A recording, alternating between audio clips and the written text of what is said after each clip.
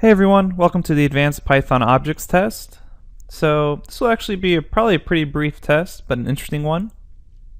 As always, just go to the Advanced Python Objects test notebook. You can click the download link on the right and fill it in yourself. I'm just going to go over the problems quickly so there's no confusion. First problem that you're going to do is convert the number 1024 to binary and hexadecimal representation.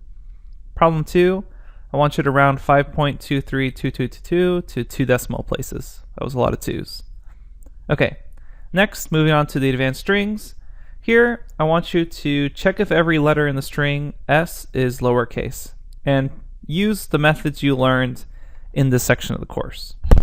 Problem 4, what I want you to do is check how many times does the letter W show up in the string below. After that, advanced sets. Problem 5, I want you to find the elements in set 1 that are not in set 2. Then I want you to find all the elements that are in either set for problem 6.